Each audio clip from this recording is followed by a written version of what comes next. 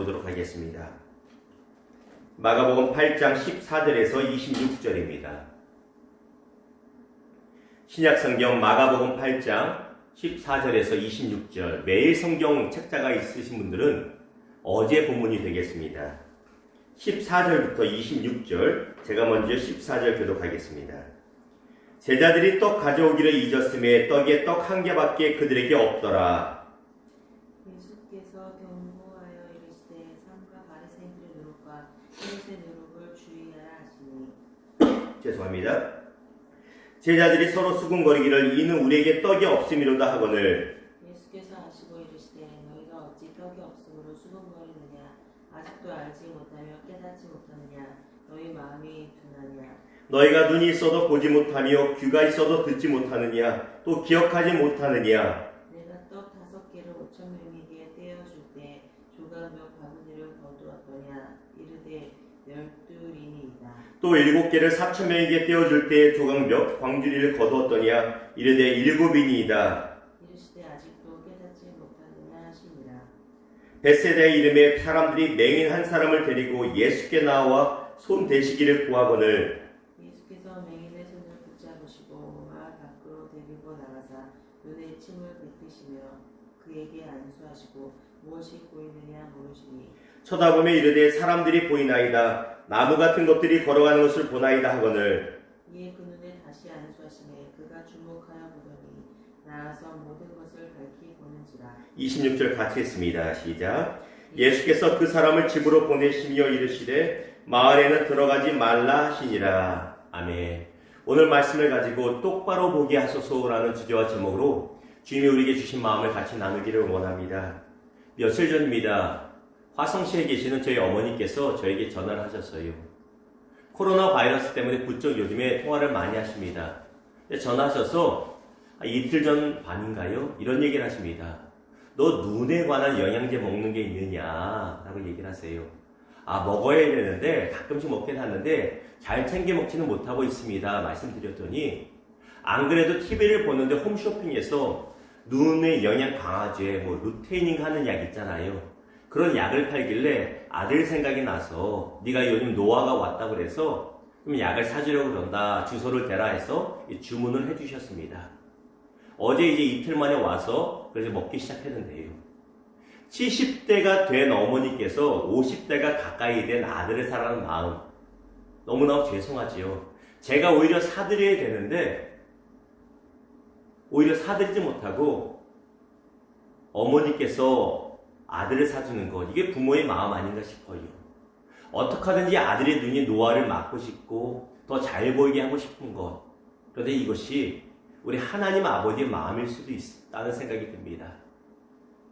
하나님의 자녀된 아들과 딸 때 우리의 눈이 밝히 보지 못해서 엉뚱한 거 바라보고 실망하고 낙심하는 것이 아니라 내 은혜의 말씀을 먹고 영양제를 먹고 너희 눈이 밝아졌으면 좋겠다. 뚜렷하게 나를 바라볼 수 있으면 좋겠다. 이것이 하나님 아버지 마음이 아니겠느냐 하는 말씀을 드립니다. 사랑하는 성도 여러분, 우리의 육적인 눈이 좋아질 뿐만 아니라 우리의 영안의 눈, 신앙의 눈도 밝아질 수 있기를 주님의 이름으로 축원합니다. 자, 오늘 본문 말씀 보면 두 가지 이야기가 이루어짐을 보게 됩니다. 첫 번째 이야기는 갈릴리 호수를 건너갈 때 이야기고 두 번째 이야기는 갈릴리 호수를 건너가서 벳세다라고 하는 지역에서 맹인을 고치신 사건입니다. 이야기를 좀 더 자세히 보면 좋겠습니다. 갈릴리 호수에 배를 타고 예수께서 제자들과 지나가십니다. 그런데 그 전에 무슨 일이 있었냐면 그 유명한 7병이요, 5병이요 사건 후에 또 보리떡 7개와 물고기 2마리 정도를 가지고 4,000명 이상을 먹이신, 남자만 4,000명 이상을 먹이신 7병의 기적이 또 있었습니다. 그 기적을 베푸신 바로 직후입니다. 제자들이 얼마나 바빴는지 아니면 우리 예수님이 계시니 떡 안 가져도 돼 이런 생각이었는지 떡을 챙기지 못하고 배에 탔습니다. 근데 예수께서 이런 얘기를 하세요. 얘들아, 바리새인과 서기관들의 누룩을 조심해라 라고 말씀하세요. 무슨 말이냐면 그들이 신앙이 있다고 말하지만 얼마나 외식하는지 그들의 잘못된 거짓된 가르침을 조심해라. 이것이 그들의 누룩이라고 말씀하시는데 제자들이 어떻게 받아들이냐면 우리가 떡 안 챙겨서 주님이 뭐라고 하시나 보다. 아유, 큰일이다. 떡 챙겨올 걸. 네가 챙기지. 아우, 형이 챙기지 그랬어요. 서로 원망하고 불평하고 그 얘기하고 있는 거예요. 예수님이 얼마나 답답하시겠어요. 그래, 이렇게 책망하십니다. 얘들아, 며칠 전에 보리떡 5개와 물고기 2마리로 몇 명 먹였니? 남자만 5,000명이요. 그러면 바로 전에 1시간 전에 몇 명 먹였니? 4,000명 이상이요. 그런데 아직도 깨닫지 못하니? 너희에게 눈이 있어도 제대로 보지 못하고 귀가 있어도 제대로 듣지 못하는구나. 내가 너에게 말한 게 바리새인들의 거짓된 잘못된 가르침을 주의하는 것이지 어찌하여 떡이 없음을 인하여 너희가 의논하고 고민하느냐. 떡 없는 거 내가 만들어주면 그만 아니니? 내가 너희 삶에 필요한 거 채워주면 그만 아니니? 어찌하여 너희에게 없는 것을 가지고 눈에 보이는 것만 가지고 전전긍긍하고 있느냐? 아직도 마음이 그렇게 둔하냐? 다시 말하면 아직도 믿음이 그렇게 없니? 내가 그렇게 기적을 베풀어줘도 나를 아직도 믿지 못하니? 좀 제대로 좀 봐라. 답답해 하십니다. 제자들은 그 놀랄 기적을 연달아 체험했음에도 불구하고 믿음의 눈이 없어요. 왜요? 여전히 세상 것에 보이는 것에만 집중하고 있어요. 신앙생활 하면서도 여전히 보이는 것에만 집중하니까 보이는 것이 사라지면 나 죽겠다고 난리가 나버리는 거예요. 예수도 안 보이고 하나님도 안 보입니다. 이것이 어쩌면 우리의 모습일 수 있습니다. 눈을 가지고 있지만 아예 보지 못하는 소경과 같은 신앙의 모습, 우리가 돌아올 필요가 있다는 것입니다. 자, 배를 타고 건너가십니다. 벳세다라는 곳으로 건너가셨어요. 그랬더니 맹인 한 명이 있습니다. 주님, 나 좀 고쳐주세요. 예수께서 그의 눈에 침을 바르시고 진흙까지 이기지 않으셨어요. 이번에는 침만 바르시고 기도했더니 그의 눈이 띄어집니다. 물어보세요. 이 사람아, 무엇이 보이는가 물었더니 그가 말합니다. 아, 저기 뭔가 걸어다니는데 저게 나무란 것인가 봅니다. 나무가 막 걸어다니네요. 사람이 걸어다니는데 제대로 못 보는 거예요. 나무로 봅니다. 그래? 그리고 눈에다 다시 안수기도 하시고 밝히 보러 하시니 그가 밝히 봐서 나무는 나무로 보이고 사람은 사람으로 보이고 사람을 보이고 새는 새로 보이고 집은 집으로 보이게 밝히 보게 되었다는 것입니다. 무슨 얘기예요? 은혜 생활을 해도요, 제대로 은혜 생활 안 하면 똑바로 못 보는 거예요. 제자들보다 나을 수 있습니다. 제자들은 그 은혜를 누리고서도 세상적인 것에 시선이 빨려서 하나님을 제대로 보지 못합니다. 그렇죠. 이 사람은 눈이 띄었는데 사람을 사람으로 봐야 되는데 사람을 나무로 보고 있어요. 뭔가 문제가 있잖아요. 왜 그렇습니까? 신앙생활하면서 여전히 양다리에 걸친 거예요. 한 발은 세상에 걸쳐두고 한 발은 하나님께 걸쳐두니까 어려운 문제가 있을 때 하나님이 보이는 것 같은데 이게 아닌 것 같기도 하고 저런 것 같기도 하고 저걸 보면서도 이런 것 같기도 하고 아닌 것 같기도 하고 세상을 보면서도 왠지 끌리면서도 안 될 것 같기도 하고 이러고 있는 거예요. 주님이 말씀하십니다. 보는 게 중요한 게 아니고 온전히 똑바로 보는 게 중요하지 않겠니? 라고 말씀하시는 것입니다. 우리에게 주시는 교훈이 무엇입니까? 은혜 가운데 신앙생활을 하면서도 온전히 보지 못한다면 못 보는 것보다 나을 수 있지만 큰 차이는 없다는 것입니다. 코로나 바이러스에 인해서 많은 두려움이 있지요. 어젠가 그제 알람이 울리기를 저희 교회 옛날 교회에 있던 에이스 14, 11차 현산 초등학교 근처에서 확진자가 발견되었다고 문자가 왔잖아요. 얼마나 제가 마음이 떨렸는지 몰라요. 왜? 그곳에 있는 우리 권사님들 계시잖아요. 야, 권사님들 밖으로 못 나오겠다. 거기서 떡볶이 파시는 우리 집사님 계시잖아요. 손님 더 줄었다.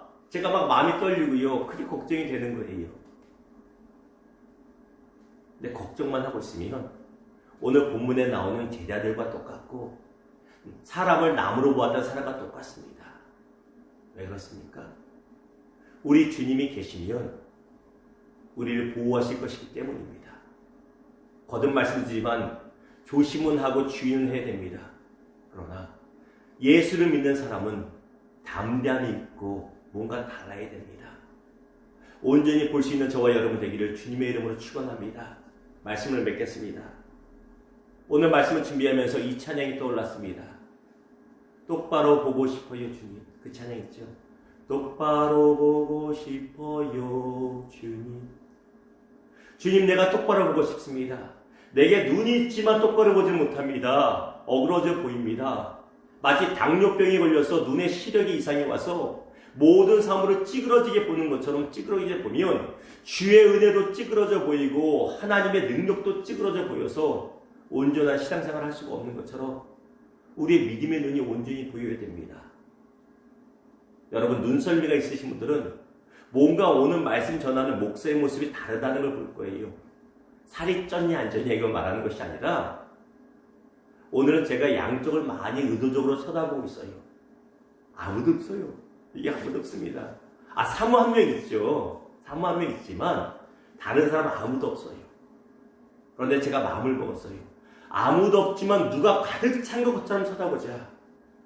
우리 형 권사님 계시고, 이름 다 불러야 되는데 김윤석 권사님 계시고, 김정숙 권사님 계시고, 고혜란 집사님 계시고, 병원에 계신 우리 최하영 성도에 계시고, 또 인터넷 통해서 예배 드리는 우리 소진인 권사님, 소정인 권사님 계시고, 시험 들 텐데 이름 안 말하면 아무도 다 계시오. 우리 모든 성도와 이 자리에 가득 동네 사람 가득 차서 예배 드린 것을 믿음으로 바라보며 지금 말씀을 전하는 거예요. 어제 평신도 신학을 하는데 사모가 요즘에 실습 나가는 게 있어서 교회로 인해서 요즘 저 혼자 그걸 하거든요. 혼자서 카메라 바라보고 하니까요, 흥도 안 나요. 그 생각이 했어요. 저 혼자 흥이 안 나니 듣는 사람도 흥이 안 나겠다, 이런 생각이 들었어요. 무슨 말이냐면 앞에 상황이 캄캄하다 할지라도 믿음의 눈으로 똑바로 보면 다르다는 것입니다. 사랑하는 성도 여러분, 믿음의 눈으로 주님 똑바로 볼 수 있기를 주님의 이름을 축원합니다. 걱정하지 마십시오. 낭망하지 마십시오. 실망하지 마십시오. 주님이 우리 함께 하심을 믿고 온전히 바라볼 수 있는 믿음의 사람들 되기를 주의 이름으로 다시 한번 축복합니다. 기도하겠습니다. 주님 감사합니다. 이 새벽에도 함께 하시니 감사합니다. 눈이 있어도 보지 못하고 귀가 있어도 듣지 못하는 제자들과 달리 우리는 똑바로 보게 하여 주시옵소서. 주의 기적을 체험하고서도 두려워하고 떨었던 사람들이 되는 것이 아니라 기적이 없다 할지라도 말씀만으로 담대하게 나가시는 우리를 되게 하여 주시고, 사람을 나무로 보고 나무를 사람으로 보며 헷갈리는 것이 아니라 온전히 진리와 능력이 주님 바라볼 수 있는 우리들 되게 하여 주시옵소서.